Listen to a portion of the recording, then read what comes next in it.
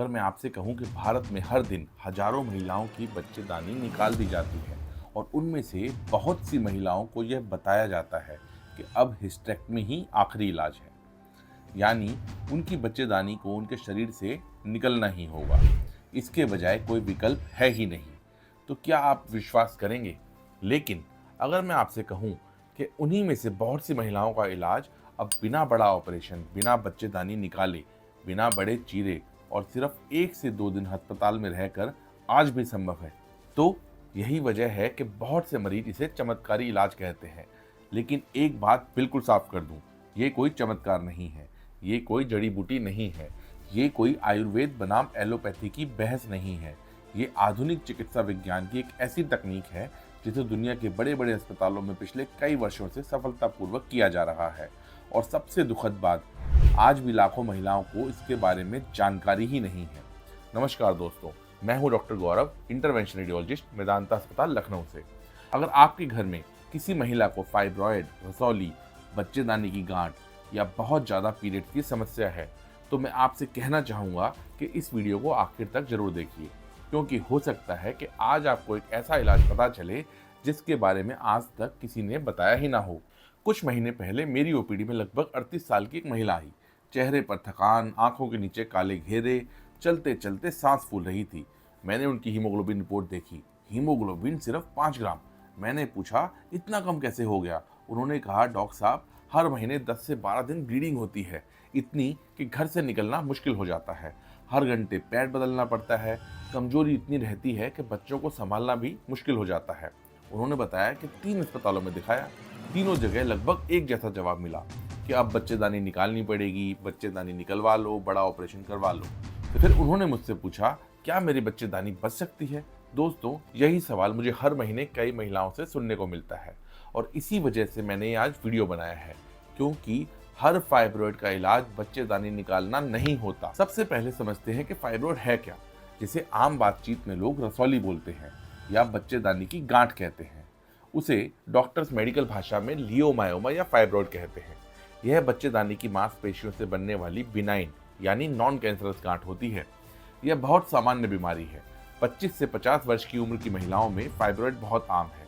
कई महिलाओं को जीवन में कभी न कभी फाइब्रॉयड हो सकता है, लेकिन हर फाइब्रॉयड का इलाज जरूरी नहीं होता और हर फाइब्रॉयड का ऑपरेशन भी जरूरी नहीं होता। अब जानते हैं कि किन लक्षणों को नज़रअंदाज बिल्कुल नहीं करना चाहिए और तुरंत मेडिकल सलाह लेनी चाहिए। अगर आपको पीरियड्स बहुत ज़्यादा आते हैं, खून की कमी बार बार हो जाती है, पेट भारी रहता है, खास तौर से निचले हिस्से में, बार बार पेशाब आता है, कब्ज रहती है, कमर दर्द रहता है, पेट में गांठ महसूस होती है, तो अल्ट्रासाउंड जरूर करवाइए। बहुत बार महिलाओं को पता ही नहीं होता कि उनकी सारी परेशानी की जड़ फाइब्रॉयड है। कई महिलाएं सालों तक आयरन की गोलियां खाती रहती हैं, लेकिन असली कारण का इलाज नहीं कराती। अच्छी बात यह है कि डायग्नोसिस बहुत आसान है। ज़्यादातर मरीजों में सिर्फ अल्ट्रासाउंड से ही फाइब्रॉयड का पता चल जाता है। कुछ बड़े या जटिल फाइब्रॉयड्स में एमआरआई की जरूरत पड़ सकती है, लेकिन हर मरीज को एमआरआई कराने की जरूरत नहीं होती है। अब सबसे बड़ा सवाल, क्या हर फाइब्रॉयड में बच्चेदानी निकालना जरूरी है? नहीं, बिल्कुल नहीं। कुछ मरीजों में दवाइयाँ काम करती हैं, कुछ मरीजों में मायोमेक्टमी बेहतर विकल्प होता है और बहुत से मरीजों में एक आधुनिक तकनीक जिसे यूट्राइन आर्टरी एम्बोलाइजेशन या यूट्राइन फाइब्रॉयड एम्बोलाइजेशन कहते हैं, बहुत अच्छा विकल्प होती है। अब समझते हैं कि ये होती कैसे है। देखिए, फाइब्रॉयड अपने आप नहीं बढ़ता, उसे लगातार यूट्रस से ही ब्लड सप्लाई मिलती रहती है। यही ब्लड सप्लाई उसकी ताकत है। अब सोचिए, अगर उसी ब्लड सप्लाई को सुरक्षित तरीके से बंद कर दिया जाता है तो क्या होगा? फाइब्रॉयड धीरे धीरे छोटा होने लगेगा।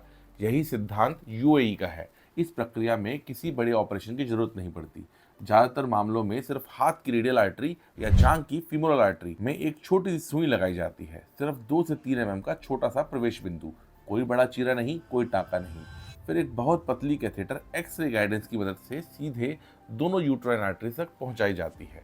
हम कॉन्ट्रास्ट देकर देखते हैं कि कौन कौन सी नसें फाइब्रॉयड को ब्लड सप्लाई दे रही हैं। उसके बाद बहुत छोटे छोटे मेडिकल पार्टिकल्स उन नसों में डाले जाते हैं। ये पार्टिकल्स फाइब्रॉयड तक जाने वाली ब्लड सप्लाई को रोक देते हैं। इसके बाद फाइब्रॉयड अगले दिन गायब नहीं होता, बल्कि कुछ हफ्तों, कुछ महीनों में धीरे धीरे सिकुड़ने लगता है। ब्लीडिंग कम होने लगती है, दर्द कम होने लगता है, बार बार पेशाब आने की समस्या कम होने लगती है और जीवन धीरे धीरे सामान्य होने लगता है। अब एक बहुत जरूरी सवाल कि अस्पताल में कितने दिन रहना पड़ता है, यह सवाल लगभग हर मरीज पूछता है। अधिकांश मरीजों में 1 से 2 दिन का एडमिशन पर्याप्त होता है। प्रक्रिया पूरी होने के बाद कुछ घंटों तक निगरानी रखी जाती है। पहले 24 घंटे में हल्का दर्द हो सकता है, जिसे दवाइयों से नियंत्रित किया जाता है।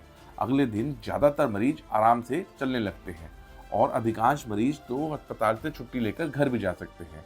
हल्की फुल्की दिनचर्या जैसे चलना फिरना, ऑफिस का हल्का काम या घर के सामान्य काम अगले दिन से आप शुरू कर सकते हैं। हालांकि भारी वजन उठाना, कठिन व्यायाम करना या बहुत अधिक शारीरिक परिश्रम करना कुछ दिनों तक टालना चाहिए। हर मरीज की रिकवरी अलग हो सकती है, इसलिए अपने डॉक्टर की सलाह का पालन करें। यही वजह है कि बहुत सी महिलाएं कहती हैं, हमें लगा था महीनों तक बिस्तर पर रहना पड़ेगा, लेकिन हम तो बहुत जल्दी स्वस्थ जीवन में लौट आए। अब बात करते हैं साइंस की। एमी ट्रायल, रेस्ट ट्रायल और कई बड़ी इंटरनेशनल स्टडीज ने दिखाया है कि सिलेक्टेड मरीज में यूएई के बाद ब्लीडिंग में सिग्निफिकेंट सुधार होता है, पेन कम होता है, क्वालिटी ऑफ लाइफ बेहतर होती है और बहुत सी महिलाओं में बच्चेदानी सुरक्षित रहती है। सोसाइटी ऑफ इंटरवेंशन रेडियोलॉजी के अनुसार लगभग 85 से 90% महिलाओं में सिम्टम में महत्वपूर्ण सुधार देखा जाता है। यही कारण है कि यूएई दुनिया भर में एक एस्टेब्लिश्ड उपचार का विकल्प है। क्या इसके बाद प्रेगनेंसी हो सकती है? यह सबसे महत्वपूर्ण सवाल है। अगर भविष्य में प्रेगनेंसी की योजना है तो इलाज का चुनाव बहुत ही सोच समझ कर करना चाहिए। कुछ महिलाओं में यूएई के 1 से 1.5 साल के बाद सफल प्रेगनेंसी हुई है, लेकिन हर मरीज अलग होता है। इसीलिए फाइब्रॉइड की संख्या, उसकी जगह, उम्र और भविष्य की फैमिली प्लानिंग को देखकर गायनिकोलॉजिस्ट और इंटरवेंशन रेडियोलॉजिस्ट मिलकर निर्णय लेते हैं कि यूएई बेहतर रहेगा या मायोमेक्टमी। दोस्तों, मैं फिर वही बात कहूँगा, ये कोई जादू नहीं है, लेकिन बहुत सी महिलाओं के लिए इसका परिणाम किसी चमत्कार से कम नहीं होता। जहां उन्हें कहा गया था कि अब बच्चेदानी निकालनी पड़ेगी, वहीं आज वे अपनी बच्चेदानी के साथ, कम ब्लीडिंग के साथ, कम दर्द के साथ, बेहतर हीमोग्लोबिन के साथ, बेहतर क्वालिटी ऑफ लाइफ जी रही हैं। अगर आपके परिवार में किसी महिला को फाइब्रॉइड है तो ये वीडियो जरूर शेयर करिए। हो सकता है ये वीडियो उन्हें एक ऐसा विकल्प बता दे जिसके बारे में उन्हें आज तक किसी ने नहीं बताया। अगर आपका अल्ट्रासाउंड हो चुका है या आपको बताया गया है कि फाइब्रॉइड की वजह से ऑपरेशन कराना पड़ेगा, तो किसी अनुभवी गायनेकोलॉजिस्ट और इंटरवेंशन रेडियोलॉजिस्ट से मिलकर सभी उपलब्ध विकल्पों पर चर्चा जरूर करें। मैं हूं डॉक्टर गौरव, इंटरवेंशन रेडियोलॉजिस्ट, वेदांता अस्पताल, लखनऊ से। फिर मिलेंगे एक और बीमारी और उसके आधुनिक वैज्ञानिक क्योर विदाउट स्कार उपचार के साथ। धन्यवाद।